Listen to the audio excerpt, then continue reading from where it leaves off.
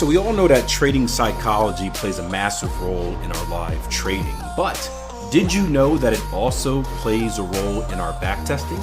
In today's podcast, we're going to take a look at what type of role trading psychology and emotions play and give you guys some tips on how you can deal with them so that they do not sabotage your results.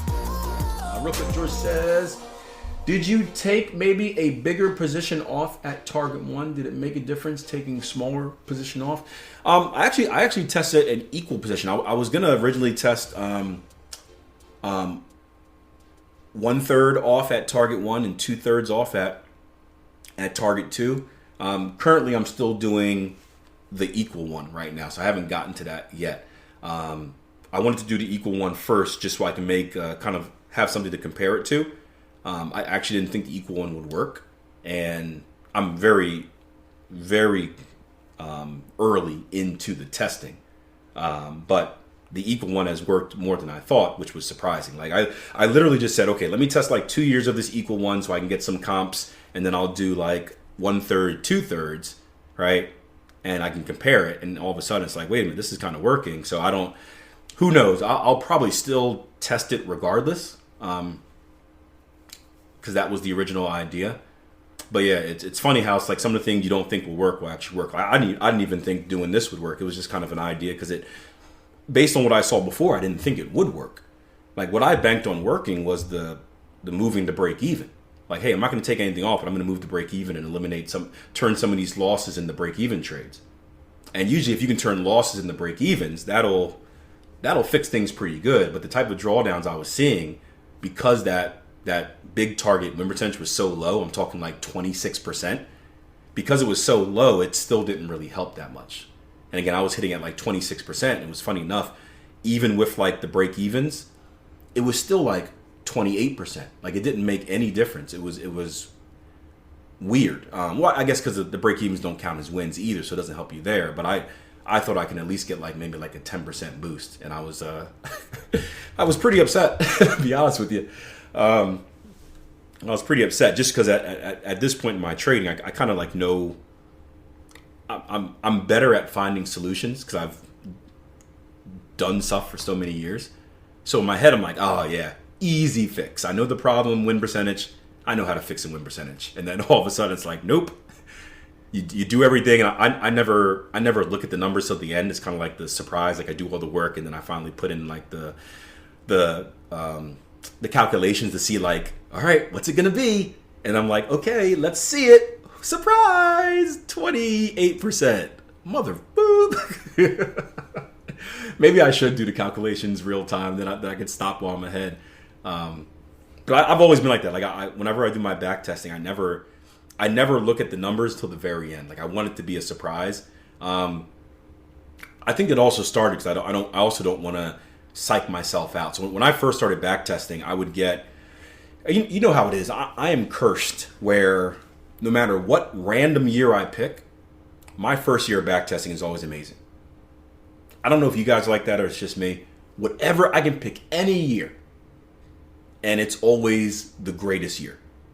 So back when I was young, I would always see that P&L, right? It was tracking, and I trade by trade. I would just get so excited, and I would get more excited and more excited and more excited, and I would get in this high emotional place. And I would either, when I was really young, I would just ditch my back testing and start trading it live. I'm like, I'm just going to start trading it live, and I'll finish the back testing during, and I'd lose money. Or I would get so overconfident that when things came back to normal, I would just be like, I would be in a very dark place because I was so banked in on this is going to be it. This is finally the thing that works. And then like when it's taken away from me, I'm like, right? It's one of those type of deals. So I've learned to control my emotions by covering up my P&L. I had a really good conversation with Denise Scholl the other day over Twitter about emotions. She's played a big role in my trading. She has some great stuff. If you guys have ever seen Billions, and this may or may not still be in court, but she is basically the person that they interviewed to create Wendy Rhodes' character. And I put out a tweet, a little micro content that said losses are a natural part of trading, and the sooner you can accept that, the sooner you become a successful trader. The problem is many traders take losses personally, which causes an emotional response. This response usually ends in the trader making their situation worse. And Denise is always good at correcting me. And not correcting me in like a negative way, but she always, I love the way she words stuff because I need to get better at it, where I always say it causes an emotional response. And whenever we talk about an emotional response in trading, or I guess even in real world, right, it has a negative connotation to it, right? Would you guys agree?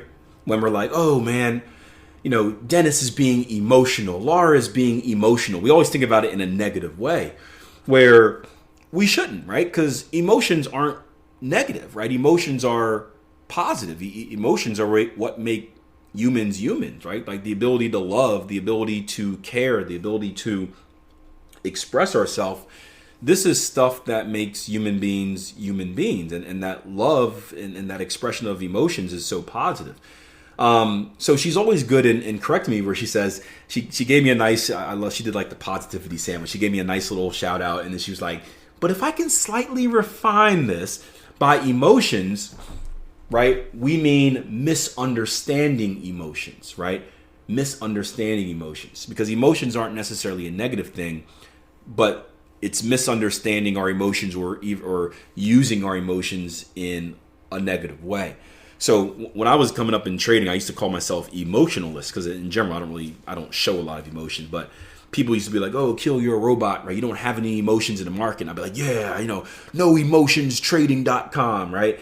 But the fact is, right, having no emotions makes you not human, or makes you a sociopath, one of the two. And I do have emotions. I do lack empathy in many more than a normal person, but I do have emotions.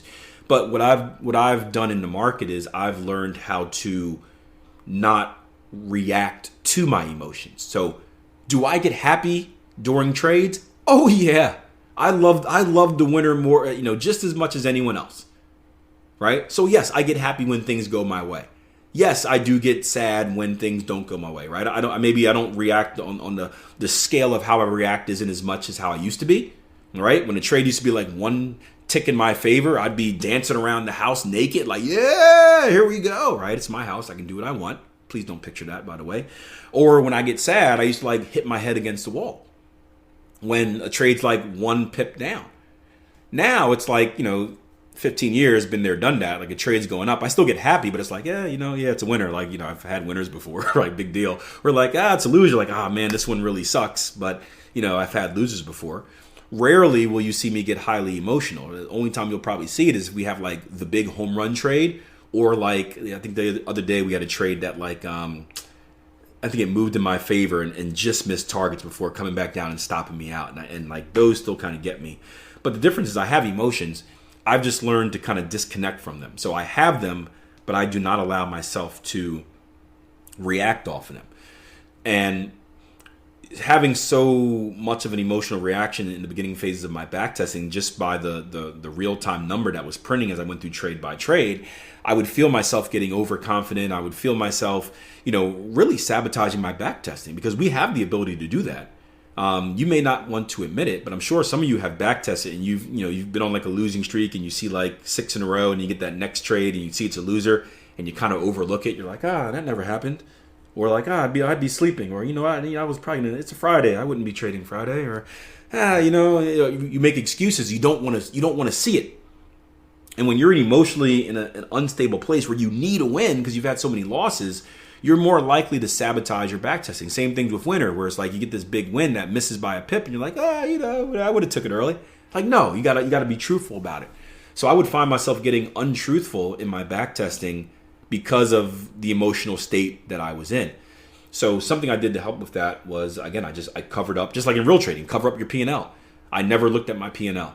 Now, obviously, you kind of know when you see like the ones and zeros add up in your profit or loss categories, right? So you kind of know when you're on a winning streak and a losing streak, obviously, but not seeing that bigger number, not kind of knowing where you're at in the bigger scheme, helped me out massively.